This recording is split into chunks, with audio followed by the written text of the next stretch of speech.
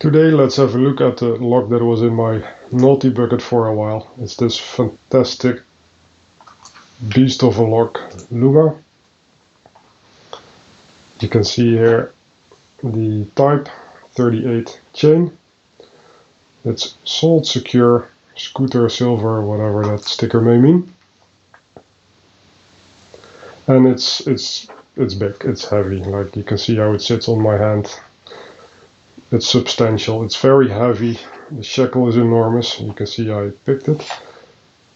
It's big, it was used, so this has been in my naughty bucket for a while. I will explain why, and then let's see if we can pick this in any kind of reasonable time. If not, I will speed up the video. Here you have the key with the bitting. So you can see the different cuts, where this one is the deepest. And it doesn't look like much, but this thing has 10 active discs and 2 spinners. And it's deep in the lock. Like if I just insert the key, you can see just how deep that inserts even before I reach the spinner. So that explains part of the multi-bucket story.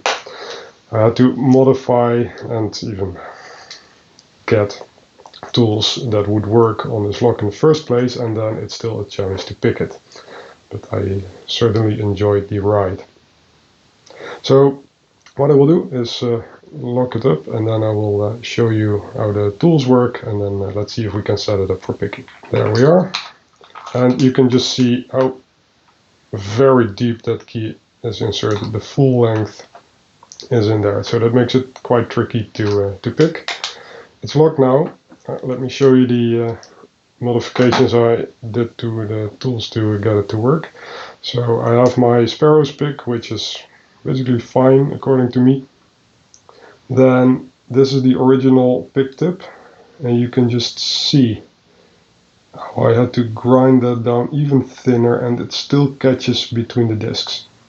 And this is pretty thin. You can see there how in the middle it's wider, and on the side I thinned it down because I didn't want it to break.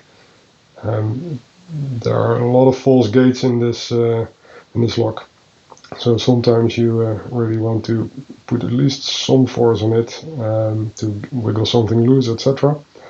That's one. And then secondly, because it's so deeply inserted in the lock, the core, I didn't want to modify the existing tensioning nose, and I wanted to try my hand on machining. I took a brass rod and I filed it down using a rotary tool, just spinning the rod and using a file to thin it down. And then I had to make these very long tips as well, to make sure that I pass the 2 very thick spinners in the front, just to reach the 3rd disc from the front, if you count the spinners as well, to be able to tension it. And then still this catches between some of the discs.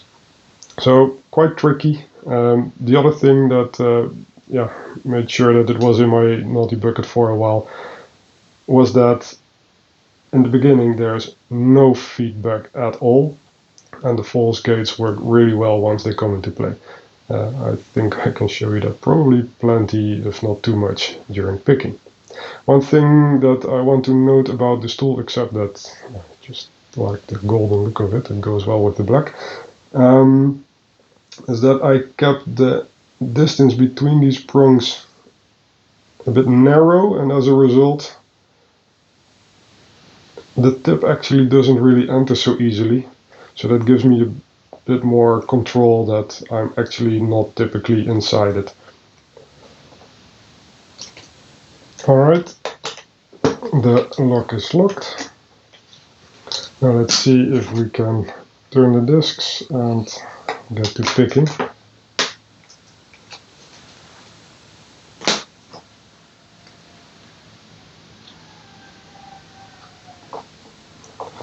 So let's place the pick.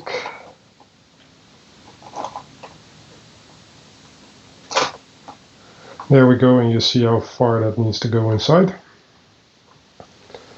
And let's see if I can keep the camera like this so that you can actually see a bit of what's going on. And so let's see if we can get into it. Now this can take a while because it's not an easy pick.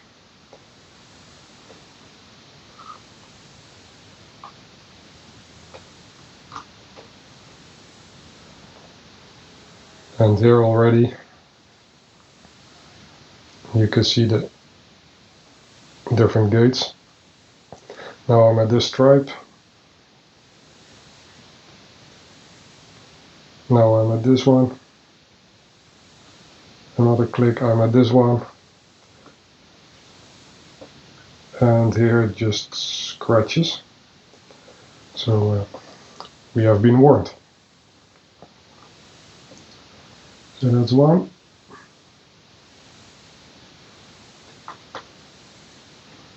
See if we can move through these discs.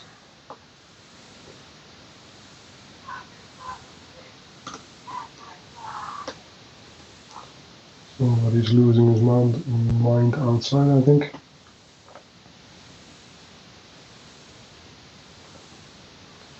Just move this a bit, and there seems to be a bit more space, and now again a bit more.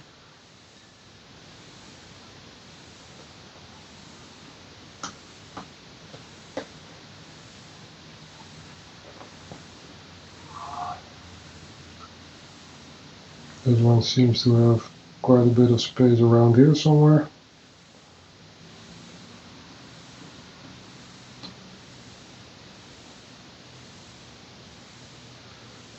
Seems to have a lot of space here.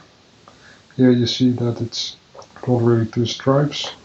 Here it seems more, so let's keep it there for the moment. Get the next disc. A lot of space there.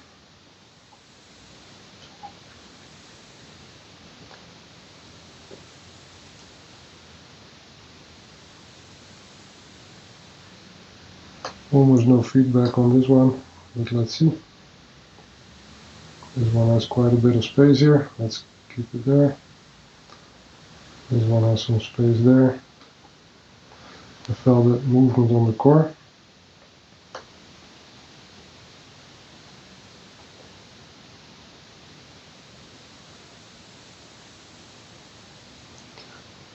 Not sure, let's keep it there. I can't rotate this any further, as you can see. I have to let go of the tension and sometimes actually counter rotate the core just to get this to move. Now it has more space.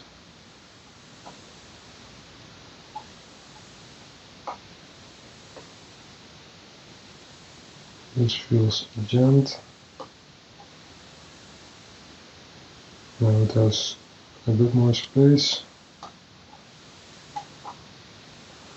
This feels a bit okay, this feels a bit okay. And quite a significant movement there on the core. We're definitely getting somewhere, but that doesn't mean an open.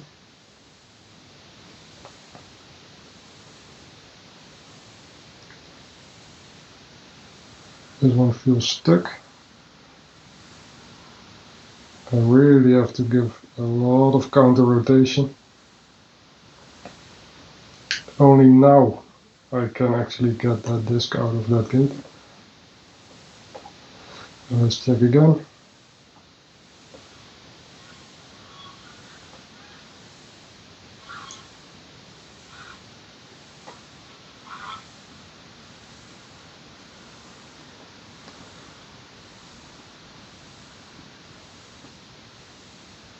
Seems to be more free now.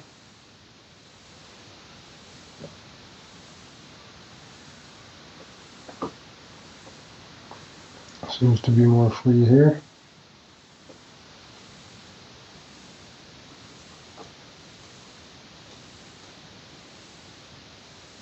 This one feels quite okay.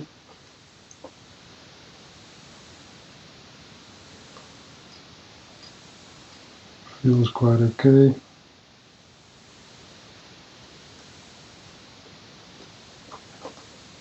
Not overly sure about this one.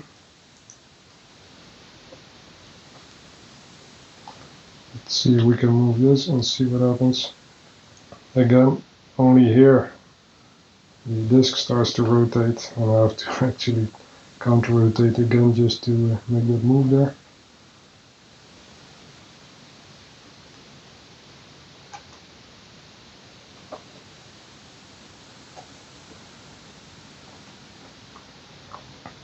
In terms of pick resistance, it's really a well-made lock.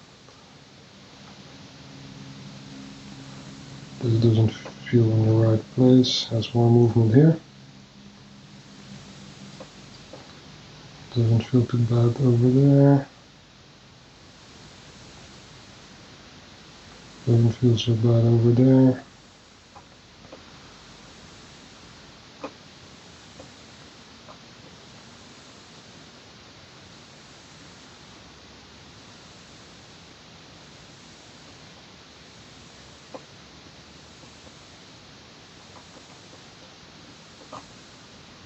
Sometimes with little nudges, you just wiggle something a bit more in a gate.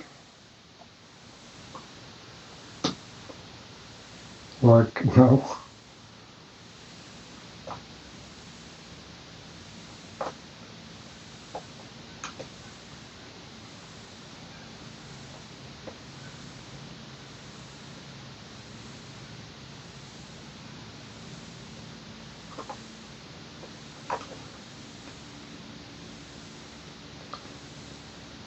This one feels tight. Let's see if we can move that a bit. Much more movement now with something else dropped out of position, because I don't get the same rotation of the core, but the disc itself feels okay.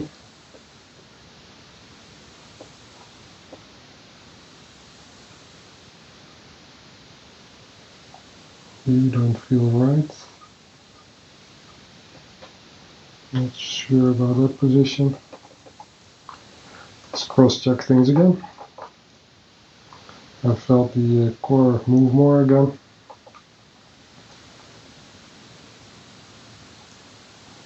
This seems alright. Seems alright. Quite a lot of movement there. Not sure, but seems quite a lot of movement there. Quite a lot of movement there. Not overly convinced of this guy.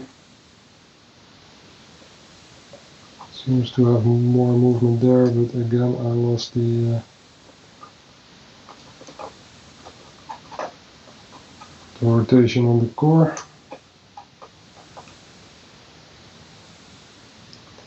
Let's see if we have to wiggle anybody in its place. Yeah, I felt a bit more there maybe. And that slip, yeah. Okay. So again, this one seems okay, this one seems okay, this one seems okay, this one seems okay.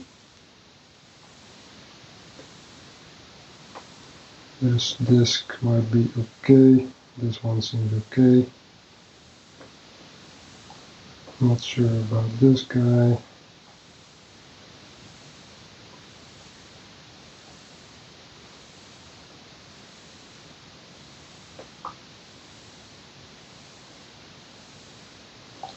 Some of the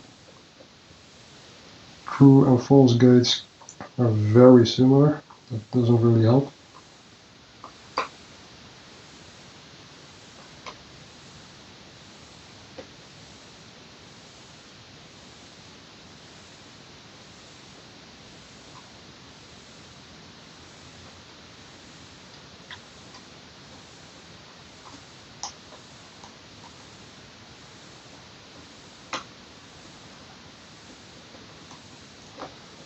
Alright, let's give my hand a break a little bit.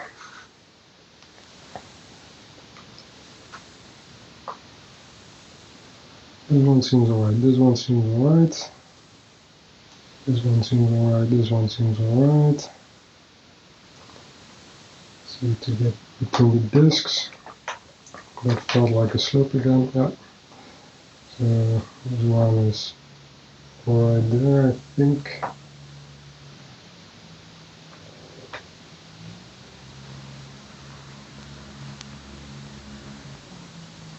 The other one has a lot more movement there. Maybe that's a better position for it.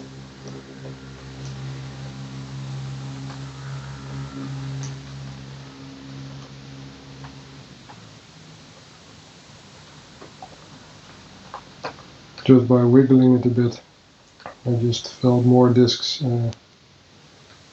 like slip just a fraction, and then the core rotated more.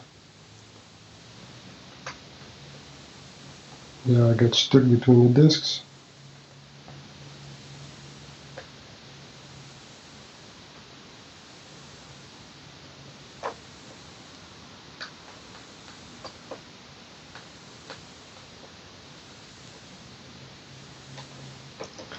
There we go. Now it turned, and I think we have this open.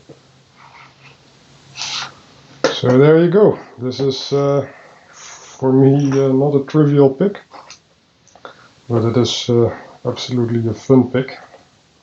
Let's see if I can get this pick out.